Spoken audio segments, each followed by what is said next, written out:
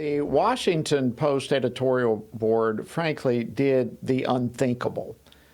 As I mentioned a while ago, it's like they just had an about face, but they admitted in writing that the so-called science behind puberty blockers and hormones for minors suffering from gender dysphoria is not clear at all. Now, that's shocking, to say the least, but also it's very welcome. But might we now see others in the media begin to move away from the trans cult and actually speak truth on the issue of gender confusion? Well, here now to share some of his thoughts is Dr. Quentin Van Meter. He's the immediate past president of the American College of Pediatricians and now a member of that executive committee. Dr. Van Meter, welcome back to Washington Watch. Great to see you. Always glad to be here. Good to see you, Jody. Well, listen, your reaction, I was kind of stunned by all of this, but what was your reaction to the Washington Post editorial column? I didn't believe it was the Washington Post. I thought I was reading some reasonable publication that sort of spoke the truth and didn't have an agenda behind it. So it was very welcome. I mean, from beginning of their editorial to the end, they essentially spoke the truth. They indicated that they had agreed that the science wasn't there, that this direction perhaps was not the direction that we should be doing medical care in the United States with these kids who have confusion between their gender identity and their biologic sex. And so it comes out of, I think, a realization that the rest of the world is going in a correct direction in protecting these kids who are suffering emotionally with this concept in their head, trying to live the life of happiness, but not finding it in their current situation and grasping at straws for some place to go to be happy without realizing that the issue is deep inside of them, and it's depression and it's anxiety, and it's founded in a number of things which had been previously glossed over by those advocates who wish to intervene and essentially create a new persona, somebody who appears to be the opposite sex from their biologic sex. And so it's like a big breath of fresh air. It follows the rest of the world in finding this out, those progressive countries in Europe in particular, who are 10 years ahead of us in this experimentation on children and found out with their evaluations that there was no reason to continue blocking puberty and giving cross-sex hormones, and then eventually doing surgical interventions which forever scar the body.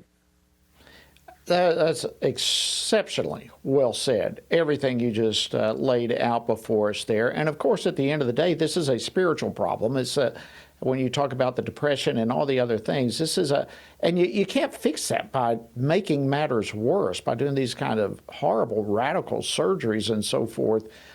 So I'd like to, I don't want to go there just yet, but I'd really like to know your thoughts as to why the seeming shift is taking place. And maybe you alluded to it when you were talking about Europe and some other countries, because the column that we referenced did bring up some of these other European health authorities and the assessments that they have come up with. So why don't we just start there? What did they all seem to conclude that so many here in America were just unwilling to admit? I think Europe has always been, focused on some semblance of science. Okay, they have a bureaucracy which reviews and allows medications to be used, within the European Union healthcare countries, and so it's essentially the equivalent of the FDA, which we have here, and I think they heard some echoes from some pretty impressive people. The UK health system was embroiled in a lawsuit about 3 or 4 years ago from a patient at the Tavistock Clinic who sued. Cara Bell is that individual. And I think that woke them up to say, well, wait a minute, if there is a lawsuit, we'd better be on the right side of that case.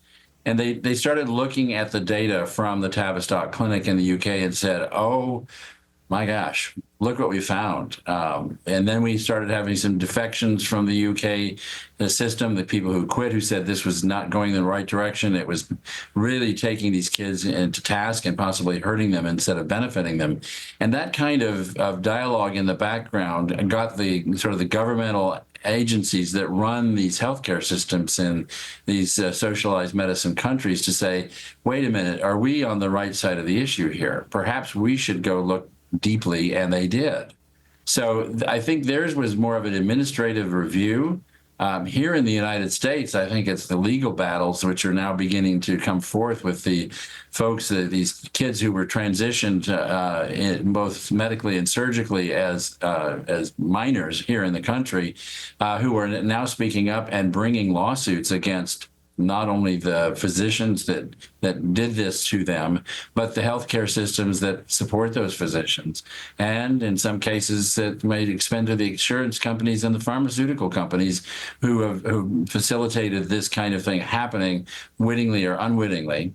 And so I think that is where in the U.S. we're seeing is the litigation that's ahead, and the fear of these educational institutions and the lawsuits in Texas with the Attorney General suing the individuals who have been doing this under the radar in the state of Texas.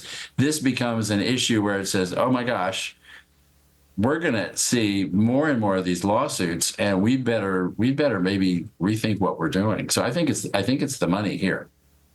Very interesting. You know, I would, when you first said a little while ago that Europe always seems to have at least had some semblance of desire to embrace science, my first thoughts were, well, we used to have that here in the United States. Where did that ever go? Where did we drop the ball on that? But I agree with you. Europe has tended to remain more scientifically focused.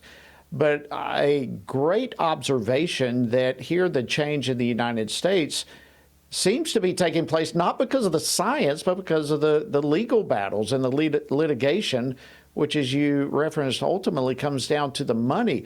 Are we that corrupt? Are we that morally just so backward that all of this still in America, most of it at least, is a result of following the money trail rather than the science and that which is really in the best interest of children? I think what happened here also is it became a political football, a sort of a civil rights issue, if you will, based on something that really is not genetically predetermined, unlike race, like sex, which is, it's in the genes. You cannot hold somebody accountable for something where they are born in an identity that is based on biology. This was all about a manufactured, non-biologic entity called gender identity. And that became a cause célèbre as a civil rights issue, saying these kids must be protected. They must be treated with respect for their gender identity because that's the real issue, not their biologic sex.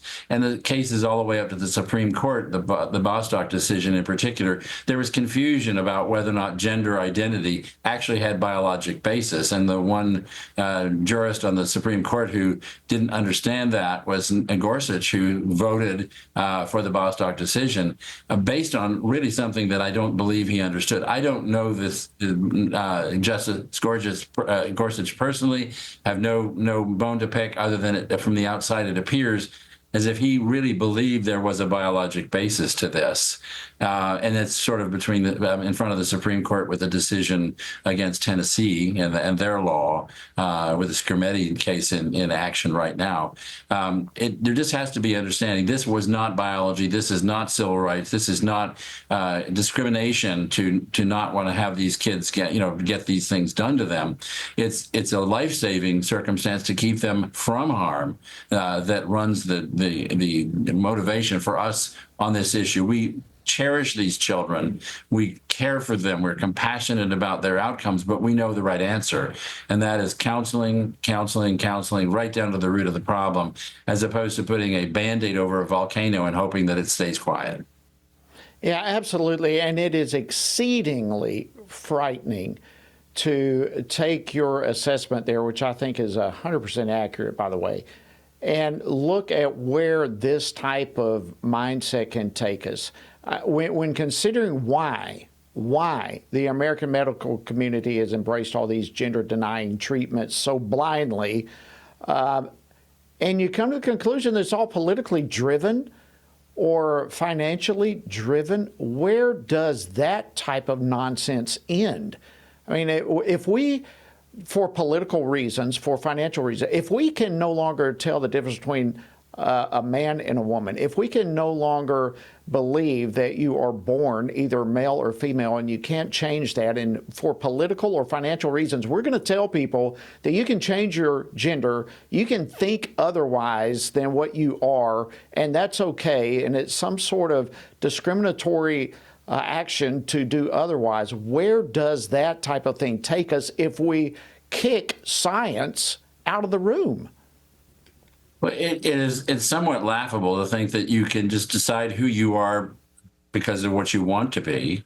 Life doesn't work that way. I am not a 35-year-old bodybuilder, okay? I am a much older gentleman who realizes where I am physically and who I am physically to say, I can't just declare, I might say that I'm, in terms of any law that is based on age, I might be able to just deny that and say I'm something else. I mean, it's a little ludicrous to think you could do that with your biologic sex and say, I don't want to be the sex I am, therefore I declare I am the opposite sex, and you'll have to give me all the attributes and privileges thereof. It doesn't work that way. So it's a ruse, and it's a sad thing to do to these poor kids who really are crying for help. There's no question they're suffering. We get blamed all the time and we're labeled as anti-trans because of our stance on this issue. And we are so pro these kids, we just are anti-harm. And so, that's where we come from as the American College of Pediatricians. We stand so firmly for what is best for children, to do no harm to these kids. And we are part of an overarching organization called the Alliance for Hippocratic Medicine, whose entire fiber of being in existence is to promote medicine that does no harm. Well, there is absolutely a such thing as truth. And male is male, female is female. That's one of those things that's just true. Along with that, there is a such thing as moral truth. There is a such thing as right and wrong. And the way we treat people is right and wrong. The way we are treating these children, right or wrong. Do you believe that somehow in the midst of all of this, that somehow science is having an impact, or are people just becoming so disgusted with the radical direction that all this is taking us? Does it seem at the end of the day that more people here in America are catching on to the fallacies of the radical pro-trans ideology? Well, clearly, if you look at the statistics during this past election, where they said 70% of the American population is not in favor of interventions that try to create change somebody's appearance and make believe they're the opposite sex.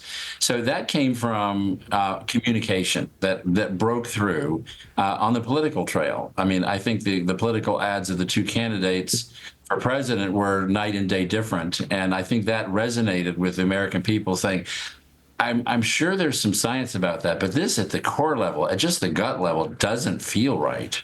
There's something really not right about this. And I'm not, I don't look at the studies. I don't understand the studies, but, everyone's saying there are studies that say it's helpful. And then there are people who say that it's harmful. But just the core issue of this ain't right. Okay. And I think that's what woke up the American people, not so much the science, but just sort of the moral ethics of it all. Yeah, absolutely. I think people are waking up to right and wrong, certainly at least on this issue, it appears to me. And, hopefully that is the beginning of something much, much greater and more national as it relates to a spiritual and moral awakening and changing the moral climate.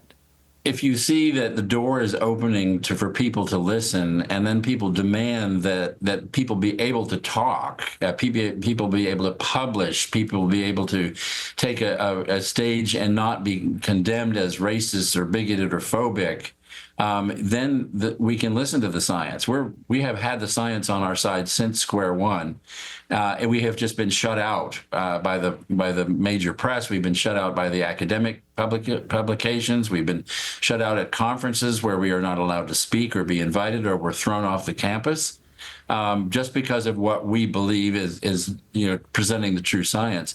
Now, hopefully, this will begin to thaw, and we will be able to talk to each other. I would really greatly desire a dialogue in front of an audience of my peers to say, look, this is what we believe, and this is why we believe science, and let the advocates for these interventions come back with their answers, but to have a civil dialogue instead of just having the door shut in your face all the time. So I'm optimistic we're in a good place. We're getting to a good place.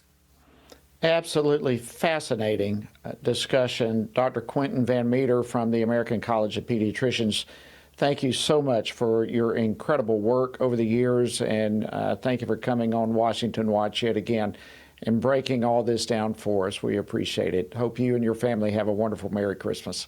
We are looking forward to it. Same to you and yours.